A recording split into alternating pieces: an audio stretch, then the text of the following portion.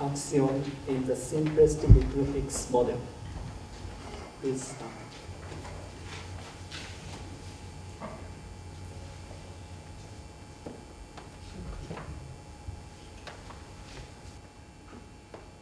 So it's very nice to be here, and I'll thank the organizer for giving me the opportunity to talk about my recent study on the simplest little Higgs model.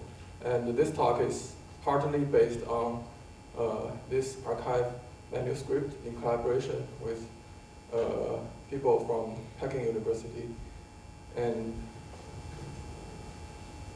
this is my outline. Because the simplest little Higgs model is motivated by naturalists, so I will first discuss briefly about the naturalist issue, and then I will introduce the basic formalism of the simplest little Higgs model. And specifically, I'm interested in the one particle called pseudo-axion in the literature in the simplest little Higgs model, which is interesting both theoretically and phenomenologically. And I will especially discuss one crucial point relating to the derivation of pseudo-axion couplings in this model. And finally, I will conclude. And we know that the standard model particle content is complete with the discovery of the 125 GeV Higgs boson. But one theoretical issue remains. It is that how could the standard model remain stable against quantum corrections when embedded into a larger theory is still a mystery. Here, for discussing this issue, I want to avoid the usual adopted quadratic divergence approach, and I only refer to quantities which are finite. And so for simplicity, I just take one picture from Barbieri, and in his note, he treats a very simple model, just a standard model plus a real singlist scalar, and assume that the additional real singlist scalar is introduced in a very high energy scale, for example at the 10 to the 10th GeV scale, and with order 1 coupling to standard model Higgs. And to discuss the quantum structure of this theory, you can investigate the running mass of the Higgs parameter. And you will find that if the additional scalar is introduced in this very high scale, and you will get this very weird running mass behavior. And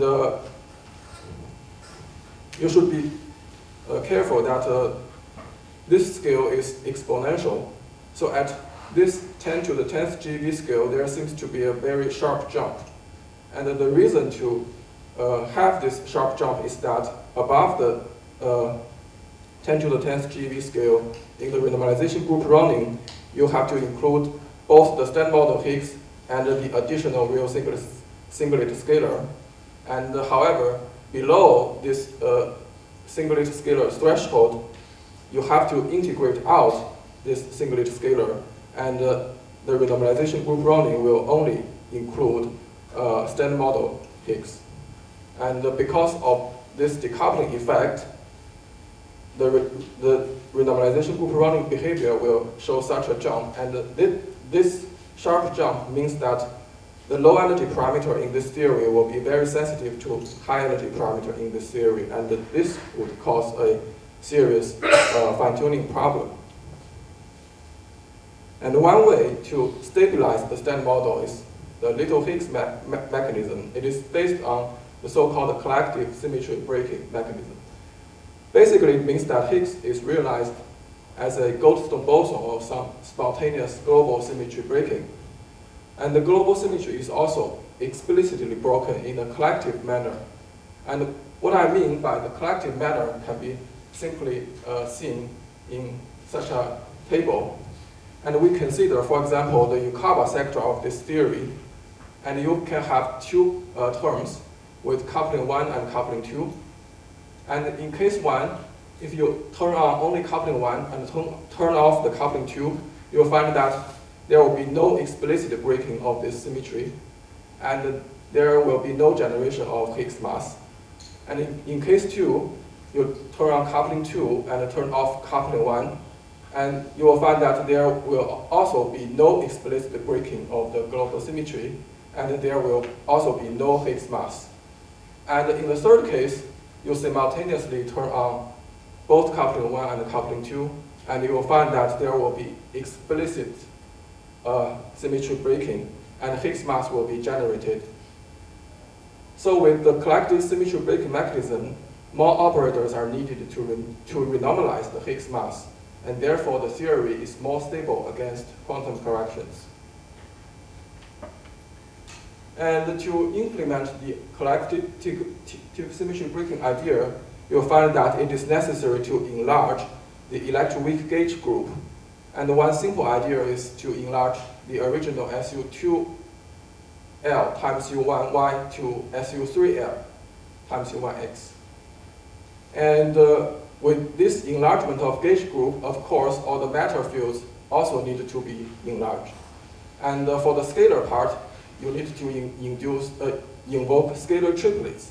And it is easy to see that one scalar triplet is not enough, because you have to make the additional gauge bosons massive, and they will eat Goldstone bosons. So at least you need to introduce two scalar triplets. And with two scalar triplets, you will find that you can have this global symmetry breaking pattern. You have two copies of SU31 times U1, and they break to two copies of SU21 times U11. And this is the global symmetry breaking pattern. And with this global symmetry breaking pattern, you can count that you have 10 Goldstone bosons, and 8 of them will be eaten by massive gauge bosons, and only two of them will remain physical. And one of them can be identified with the 125 GeV Higgs, and another one is CP odd, and it is just the pseudo-axion I've mentioned in the title. And here, one important thing is that the two scalar triplets are nonlinearly realized, and it means that we integrate out the radial mode, and this is a good thing to do, because if you consider a linearly realized scalar sector with the radial mode present, and the radial mode itself will again suffer from a fine-tuning problem. So it is easy to integrate out the radial mode and make the global symmetry breaking scale natural. But one important point to make is that nonlinearly realized scalar sector could introduce additional complication for the diagonalization of the bosonic sector, as we will see. And this is the parametrization of scalar triplets in this theory. And as usual, the Goldstone bosons are parametrized as excitations along directions of broken generators. And here they are parametrized in this theta prime and theta. And here, theta prime corresponds to a heavy sector Goldstone bosons, which will be eaten by heavy sector gauge bosons. And the theta corresponds to light sector Goldstone bosons. And so in light sector Goldstone bosons, there will be a SU2 doublet, H, and SU2 singlet, eta here. And the H will be identified as the usual standard model Higgs doublet, and the eta is the pseudo-axion mentioned in the literature. And in heavy sector, there are also doublet K and singlet zeta, but they will be eaten by massive gauge bosons. And here we parameterize the light sector Higgs doublet as this, with V about 246 GeV to be the electroweak wave, and the CP even Higgs were denoted by this capital H, and the Z Goldstone will be denoted by chi. And if you count the degrees of freedom, and you will find that 10 Goldstone bosons, and 8 of them will be eaten, and the 2 physical ones, H and eta, remains. And you can categorize them by CP properties, and the CP even scalars here are H and sigma, and the CP odd scalars we have 4, eta, zeta, chi, and omega, and only eta here in CP odd scalars is physical. And because we have 2 scalar triplets and their valve can generally be different, so we can introduce an angle beta to distinguish their valves. And you can write down gauge kinetic terms for the scalar triplets. And here you will have the SU3 gauge bosons denoted by A, and the U1X gauge bosons denoted by B, and with their appropriate coupling constants. And the W denotes the Weinberg angle, and the expression chosen here is to make the correct leading order expression for the MW and MZ. And you will have 9 gauge bosons here, and you'll find that 4 of them, the WX, are charged gauge bosons, and the remaining 5 are neutral gauge bosons. And the 5 neutral gauge bosons again can be categorized by their CP transformation properties. And the 1 gauge bosons, the real part of the Y boson, has different CP properties compared to the other 4. And in the other 4 gauge bosons, namely the photon Z prime and the imaginary part of 1, they have the same CP properties. And the photon is massless, and the remaining 3 obtain their mass through symmetry breaking. And here I present the first order gauge boson mass mixing matrix. And also, there's the scalar potential in this theory. And here, because we use a nonlinearly realized scalar sector, the norm of phi1 and phi2 are constrained to be constants. And in the scalar potential, if we only write terms up to dimension 4, you can only have these 2 terms consistent with the symmetry requirement of this theory. And we have the mu term here and the aquatic term. And the mu term here will give the pseudo-axion a mass. And if you do the one loop corrected scalar effective potential at a small field value, and the form of the scalar potential will change a little bit with the addition of a SU3 non-symmetric term. And in this model, it will depend on other parameters, for example, parameters related to the top partner to determine this term here. But in this talk, I will focus on the bosonic sector. Yeah. And why I'm interested in the pseudo-axion particle here, one is that in the literature, the ZH eta coupling is proposed as a way to distinguish group structures of the little Higgs models, whether it's simple group or product group. Here, the simple group or product group means the gauge group employed. However, this point will be challenged by our study below. And another more important reason is that according to our ongoing study, there's a mass relation connecting the eta mass and the top partner mass, which can be a crucial test of the simplest little Higgs mechanism. And also, the eta mass is related to the degree of fine-tuning in the simplest little Higgs.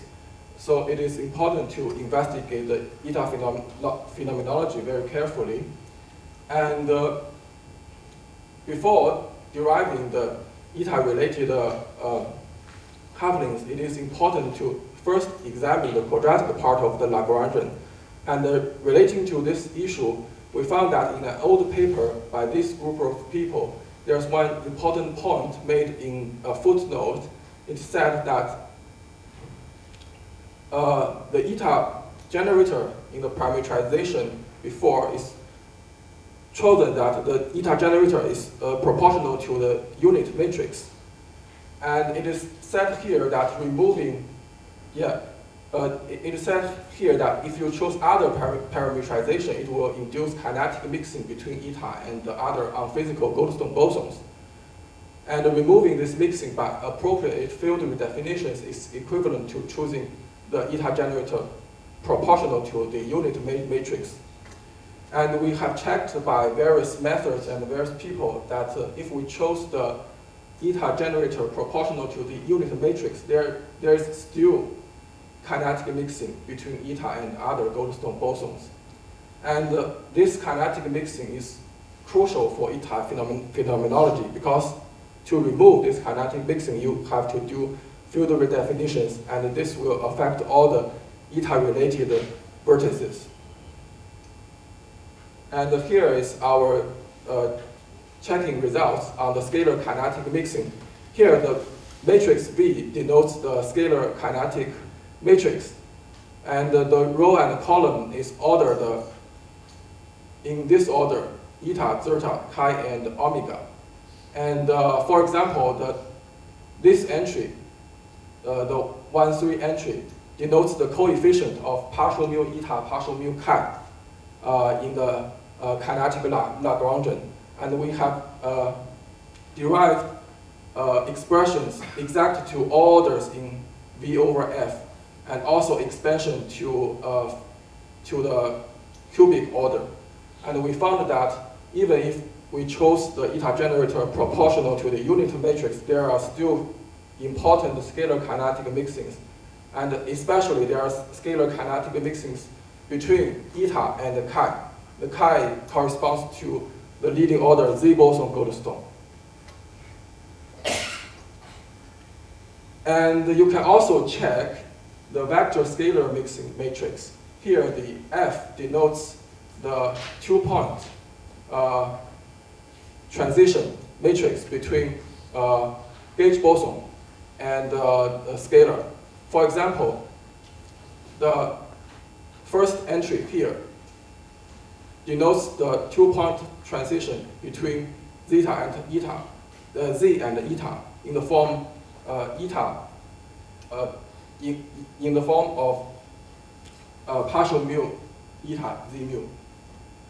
And this transition is somewhat unexpected because the Z and the eta are supposed to be physical particles. And of course, to remove this vector scalar mixing, you also need to do field redefinitions. And we can form a general formulation of the problem. You can consider gauge field theory with AS real scalar fields, denoted as GI, and AN real massive gauge boson fields, denoted as ZP. And suppose its classical Lagrangian contains the following term in the general way. And the first is the scalar kinetic term with a general scalar kinetic matrix. And the second is vector scalar mixing term with a general mixing matrix. And the third is the original mass term for the scalar fields. For example, in the simplest little Higgs, the mu term will contribute to the third term. And the fourth term is the gauge boson mass matrix. So the question now is how to diagonalize this system. And here I only sketch the main point of this diagonalization, and for the detail you can refer to our paper. And the first two steps are quite straightforward. You can diagonalize the scalar kinetic matrix and the original scalar mass matrix by standard linear algebra method, complete the squared and do some orthogonal transformation. And you can also diagonalize the gauge boson matrix by standard linear algebra method. And the third step is very important, how to remove the wanted vector scalar mixing term. And usually in quantum field theory, this is done by add some appropriate gauge fixing term. And here we found that the most convenient way to do is to first transform the gauge field to their mass eigenstates. And here the mass eigenstates is denoted as a Z bar.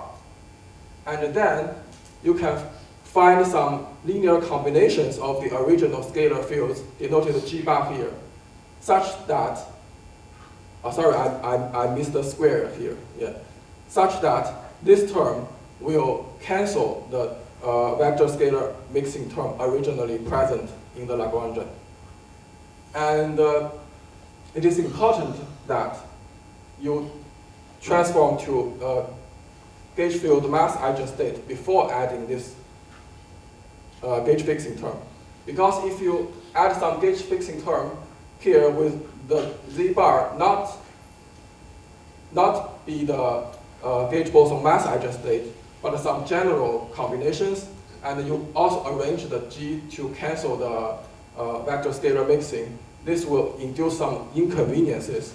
For example, you will find that there will be additional terms in the gauge boson kinetic Lagrangian, and which induces gauge boson kinetic mixings, and also the diagonalization will of the scalar boson mass matrix will not be straightforward, because the massive gauge bosons eat their corresponding Goldstone bosons along the directions dictated by their mass eigenstates.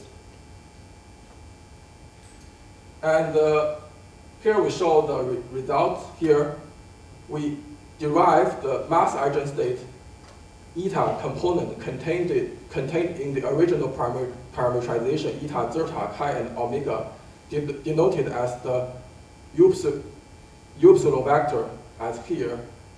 And we found that in the simplest little Higgs model, this upsilon vector can be simply expressed using the scalar kinetic matrix and also the vector scalar mixing matrix. And we also find that it is fortunate that we can find a very compact expression exact to all order in V over F of upsilon expressed as here. And we can also expand it to a cubic order. And the important thing is here that we found that the Z Goldstone boson chi contains an order V over F component of the mass eigenstate eta. This means that if you consider the chi coupling to some standard model particle with order 1 strength, and after field redefinition, this will contribute to an order V over F coupling to the eta couplings. And we derive the coefficient of mass eigenstate ZH eta vertex. And there are two possible forms. One is the usual symmetric, one is the usual anti-symmetric form, like this, with Z mu eta partial mu H minus H partial mu eta, and also symmetric form with a minus sign replaced by plus sign. We give the expression to order V over F to the cube order, and we found that the anti-symmetric ZH eta vertex does not appear until the Cassini cube order, and the symmetric vertex appear at the Cassini order. And this is significantly different from the expression that has existed for a long time, which shows that the anti-symmetric vertex appear already at the V over F order. And the eta phenomenology could thus be different. For example, in the original studies, they considered, for example, the eta production from S-channel Z boson associated with Higgs, or you can consider Higgs decay to Z eta as interesting exotic decay channels. But as we show here, because the anti-symmetric ZH eta is very suppressed, and it is unlikely that these channels would be observed in future collider experiments. And another interesting point is that if we examine the Lepton-Yukawa terms in the simplest little Higgs model as shown here, here you need to enlarge the lepton to the triplet and also invoke 3 right-handed neutrinos to give mass to the heavy lepton. And the standard model lepton mass will be generated by this dimension 5 term. And in this dimension 5 term, there's a part proportional to epsilon ijk phi 1 I phi 2 j. And with the exact expression for the epsilon vector we obtain for the neutral sector that this expression contains no mass eigenstate eta component. And therefore we conclude that the eta coupling to a pair of standard model leptons vanish to all orders in V over F. And conclusion. First, gauged nonlinear sigma model is often employed in natural beyond standard model building. In such cases, it is important to check whether the scalar kinetic terms are diagonalized and canonically normalized, and whether there are unexpected vector scalar mixing. And we checked the quadratic part of the simplest little Higgs bosonic Lagrangian and found an important discrepancy compared to previous literature. And the discrepancy is related to the pseudo-axion in the model, which is crucial for the test of the simplest little Higgs mechanism and its fine-tuning. And we applied an appropriate diagonalization procedure to find the mass eigenstate pseudo-axion component. And the ZH eta coupling and the eta coupling to standard model leptons are found to be very different from the previous literature and are thus expected to affect its phenomenology significantly. And that's all. Thank you. Thank you very much. So, any questions or comments?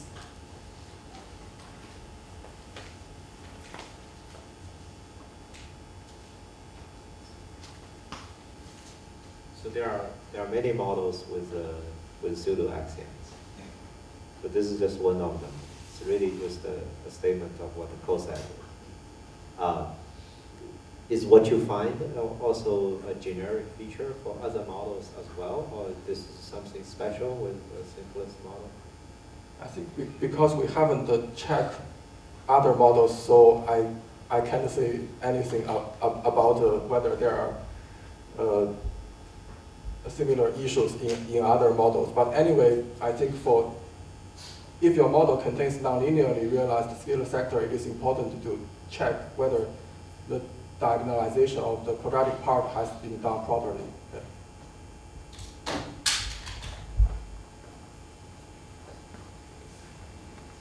Any other questions or comments?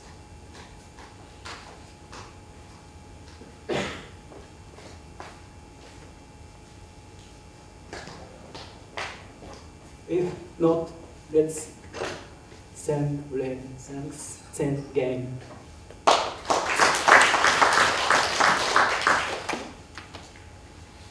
Now, let us take a photo outside, but since it's cloudy, so let's go outside quickly.